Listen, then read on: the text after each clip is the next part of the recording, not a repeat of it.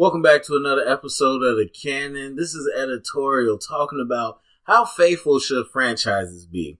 Now, first thing, I want to give a disclaimer that this title, or the video I should say, probably won't exactly live up to the title because there's a number of things I want to talk about.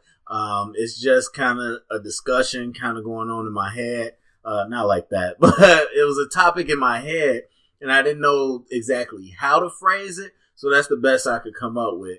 The second disclaimer is I will say this came up because of Star Wars The Last Jedi. And we already know the kind of divisiveness of that movie right now. But for me, I actually saw it 3 different times. And yesterday I went to go see it for a 4th time. Now, what I did is what I wanted to do the first time I saw it, which is double feature with A Force Awakens. So I watched A Force Awakens, hopped in a car, went and saw The Last Jedi. And that's when I really had the vast contrast between the two movies, because it's so easy for us to think about what we thought about Force Awakens and to think about what we remember, but it's different to literally watch those movies back to back and literally put them up next to each other. Like, this is this movie and this is that movie. Okay, are they similar? And when you do it that way, I think the answer is very different. So with that being said, it just got me thinking about this idea, and the whole of one very specific controversy is, did Rian Johnson kind of dismiss what J.J. Abrams set up? And that got me thinking about this whole idea about how do we grade movies within the franchise, and also how faithful do these movies have to be, or should I say these, the next film in the series, if you want to say it that way. And it's not just Star Wars. It's a lot of things. You think about Harry Potter. You think about, of course, the MCU, the DCU, all these things. And not even that. Like, even if you're talking about a book itself, just so many things. It's like, okay, well, going from one to the next, when we've established that they're connected and part of the same story and all that, how faithful do we need to stick to those things? So I think about The Last Jedi, and I think about that controversy about, Rian Johnson doing his own thing. And for me, number one, it goes back to the idea that Star Wars, or I should say Disney, has put this new trilogy out there with no arc for the trilogy. And so they came into it with a very, laissez-faire type of attitude, because if you follow the news, you'll know that J.J. Abrams did his thing and Rian Johnson was given no mandates on how to write his movie. And then we had Colin Trevorrow, who was supposed to do the 3rd one. They ended up firing him, and now J.J. Abrams came back, and J.J. Abrams just pitched his movie idea. So this is something that was not done ahead of time. And so you stop and think about it. And I'm like, well, why wasn't there a point where y'all wrote this trilogy, hired somebody to write it, of course, where you wrote the trilogy down, and then you hired the directors and said, okay, here's your assignment. Or even if you said, hey, we want to do it this way with 3 different directors, 3 different flavors, fine, bring them in and together hash out what the trilogy's going to be. I don't understand why you didn't do that. Instead, they really just let it be their own projects. And there's some quotes out there saying that the folks at Disney wanted these movies to feel like standalones. And is that a good thing? I don't understand that. And I do understand that each one's going to have his own flavor and deal with his own thing, but it's like when you're writing a book, because at the end of the day, or a story, at the end of the day, movies are stories. That's what they are. And so when you're writing a story, how can you narratively write a 3-part story where the characters are different, or the rules, the stakes are different in all 3 parts of the story? That doesn't make any sense. And so when I look at The Last Jedi, I honestly, I think character-wise, everybody is pretty consistent. I think the people that kind of are different from The Force Awakens are different because they have an arc. And that's the way you have to do it. Because if you're a filmmaker, writer, whatever, and Rian Johnson did write The Last Jedi, there's no way you could take the existing source material and say, well, I'm going to completely change this character without giving a reason for it. And so I do think Rian Johnson, gave arcs to people that were moving in a different direction or furthering a direction. If they were, more of the same from Force Awakens, but a little more intense, or if they shifted a little bit, whatever the case, I think he did a pretty good job. Now, as far as the elements of the story, it is pretty hard for me to be convinced by anybody that The Last Jedi doesn't feel connected to The Force Awakens in that way, where the tone and the build up, everything was heading towards such a specific question and specific plot points that were important in The Last Jedi. They don't completely disappear, but it's a 180. It's like they're here, but they're not important. Even though in Force Awakens, that's really what we were aiming for. In this movie, never mind, they're not important. So it does feel like they're kind of planting the foot and going in a different direction. And Rian Johnson has said in his interviews already that he looked at The Force Awakens, he looked at certain the main characters, and he decided which direction he wanted to go with those character stories, and he brought in certain characters or took away certain characters in order to get to those points. And that to me is just it doesn't make that much sense to me. So anyway, to a larger point. So how do we talk about franchises and how faithful they have to be? Because there's one side where people are going to tell you that it doesn't have to adapt exactly from the source material, whatever it may be. Because whatever works on a printed page or here or TV shows, small screen, doesn't always work on the big screen. Okay, so there's liberties people feel you can take. And then on the other side, there's people that's like, no, you have to get it as close as possible with certain tweaks. Now, for me, I feel that you got to have the essence of a character or whatever the material is. You got to have the essence there. A great example for me, and there's people that are on both sides, is Man of Steel from Zack Snyder. And so you have Superman. I've always said you got Superman, Clark Kent, same guy. The way he arrives to Superman and the things he goes through, the choices he makes on the way are different, but in essence, that's the same guy. And I thought, going in first of all, I like that direction better. So I don't know if that's biased or that's just, I like it better. But overall, I don't think it was unfaithful because it's still Superman. The essence of Superman is him not being, smiling all the time and just, I love it because I love it. The essence of Superman is more than that. And so that's a good example. And so you can say, yes, we captured, or we're trying to capture the essence of the character, but at the same time, we're going to make some changes. Now, it'd be different if somebody made a movie and was like, okay, it's a Incredible Hulk movie, but instead of getting angry and turn into a green monster, Bruce Banner can fly around and have laser eyes and freeze breath. Like, you can't tell me what to do. Like, that's completely changing it. That's way left field. And so where is that line though? Where can we cut it off? And I say that because one way or another, Force Awakens is source material.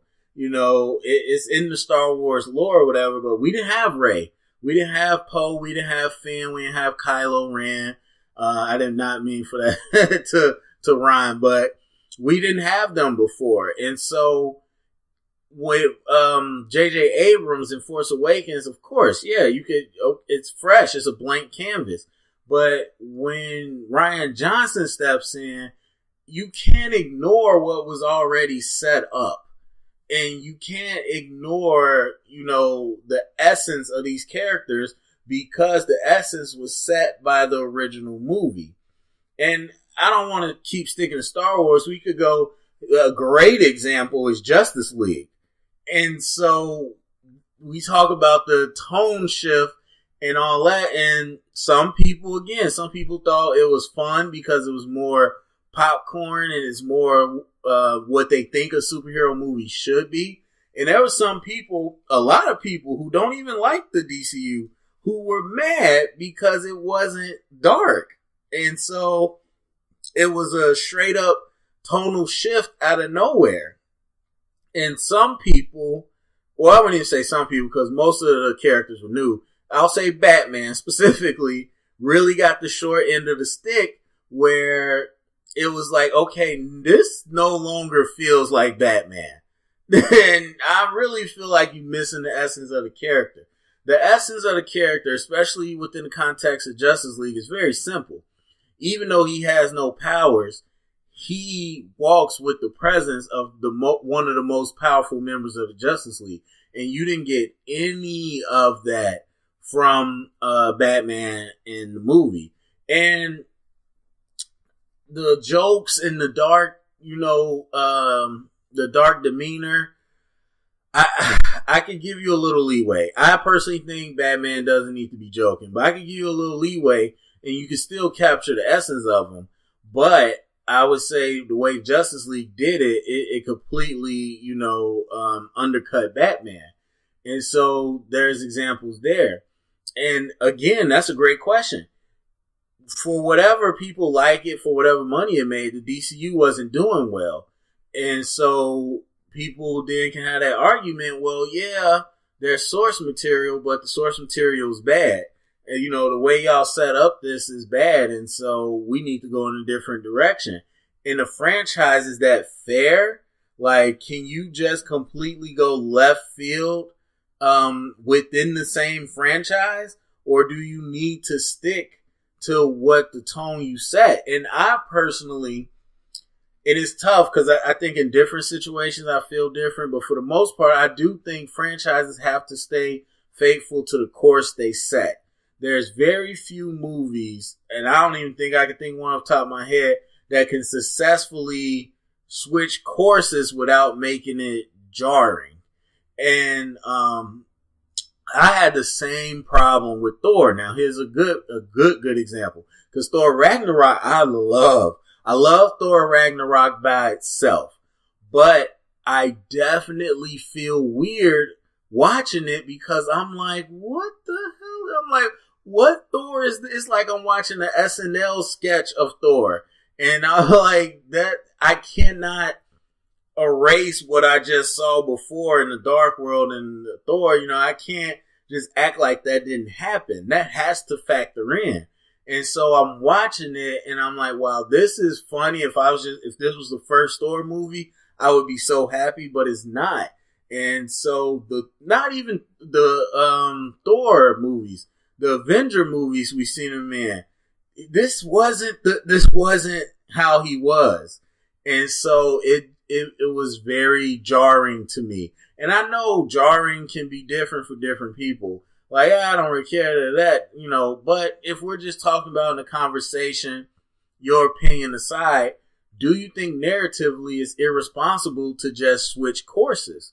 One movie I could think of that works, and it's a very big loophole, is Logan. Logan works.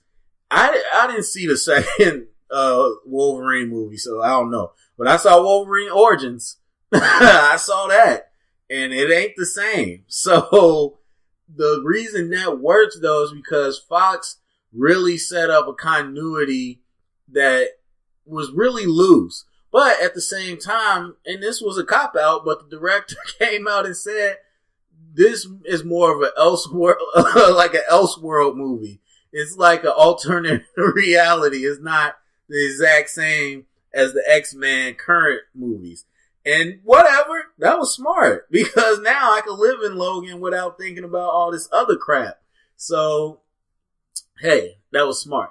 And so, but again, getting back to the point, how close and how faithful do these franchises have to be? And especially going forward where franchises, and that's always been a thing, but I think, we gonna get franchised up the butt. And so how cohesive does it have to be, I guess? Like, what do you guys think? Because I really am asking. It's a conversation I think is worth having. Worth having.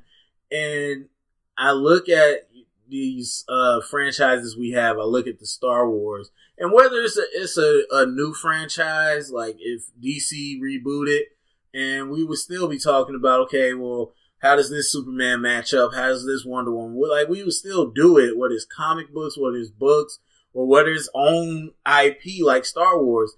Like, can we get away with just going left field? Because there are people that are like, we want movies that feel standalone, and we want movies in a franchise that can hold up on their own. Two different things, in my opinion. Holding up on your own and being a standalone movie are two different things. And I think for the trilogy, the new trilogy of Star Wars, it was an absolute mistake to sit here and try to say these are standalone movies, because they're not. It's the same characters. It's the saga we've been following, and it's so jarring. It is so jarring, because if we're going by that logic, then Episode 9, J.J. Abrams should be able to revert everything back to the way it was in Force Awakens, and we not have a problem with it. I'm not saying he's going to. I'm not saying he should, but I'm saying if we're following that logic, and we say, what if J.J. Abrams comes back and, it's just like the first scene, Snoke pulls his body back together, like, oh, I'm still alive. And Kylo goes to his room and they show a scene where he has like 50 helmets and he puts the helmet back on. And Luke's like, oh, I wasn't really dead. I just was with the Force. Now I'm back. Like, if JJ went and did that by the logic of the standalone, we should be okay with that. But you can see how as an overall piece that doesn't make any sense. Now, the last thing I would say is about grading movies. Now, everybody has different grading systems, different criteria, all those different things. But for me, and I'm wondering how do people feel, I've been told, I can't grade a movie based off other movies in the franchise. And I don't see if that's correct, because I guess it's like a curve or anything like that, whatever you want to call it. I look at the writing for a movie, and I have to take it into account what came before it, the same way I said with Thor. And so I look at The Last Jedi as the prime example, and again, they didn't change Finn, or most characters, but Finn, let's talk about Finn. They didn't change Finn. What they did was they really downplayed his significance in the story. And if you look at the way they had Finn in the first one, that doesn't follow. That doesn't compute. I mean, Finn, he follows the same kind of path. He's trying to run away. He likes Rey, blah, blah, blah. And then, of course, the whole Canto Bight stuff sucks, but that's more of, the script. As far as just talking about his place in the story, they just undercut it compared to what it was in Force Awakens, where he darn near overshadowed Rey. Like, he was really in. It was so funny because, like I said, I saw Last Jedi about 3 different times recently. And so watching The Force Awakens, not only before The Last Jedi, but also after seeing Last Jedi so many times, I was like, wow, I forgot how big Finn was. Like, he was the guy, and then Last Jedi is a throwaway. And so I have to take stuff into account when I watch that. And I have to take those type of, different things into account. Like, I look at Poe's arc and I'm like, okay, well, Poe wasn't portrayed as a hot shot, but I could understand that because we didn't get a lot of Poe, and so I could get that. But then I have to look at where they took the arc with him and Holdo, and I'm like, does that really hold up? And a lot of the character stuff is okay. I think it's more about just the rules you set up. And what I think hurts The Last Jedi the most is that they made it happen like minutes or hours after Force Awakens. Because if you think of it that way, especially if you watch them back to back, a lot of stuff don't make sense. A lot of stuff does not make sense, from the way Kylo acts to the way Hux acts to a lot of the way the whole story set up with them chasing this transporter until it runs out of fuel. Like, so many things don't make sense, or I wouldn't say don't make sense, but they just don't mesh well with The Force Awakens. It's not the scale, is not the tactics, is not what any of the First Order was set up in The Force Awakens to do the things they choose to do in The Last Jedi. And it was, things were changed to fit the narrative. So I have to take that into account. Yes, the story's playing on its own, but if I have to take that into account, and I don't know how other people feel. I don't know if you go into movies in a franchise and you take the previous movies into account to the point where it pretty much is a curve. Like, and that's the thing, when you get good franchises, you get that, if you hit the curve in the right way, you hit big. As much as people might argue, with the MCU and whatnot, and even Star Wars, you set up a character that people like. Now, Marvel comes from the comics, but for most people, those characters weren't huge, and so you got to do what you want with them. So you set up a version they like, and now in every movie, you pretty much character-wise just have to hit that same note, and people are going to be okay with it.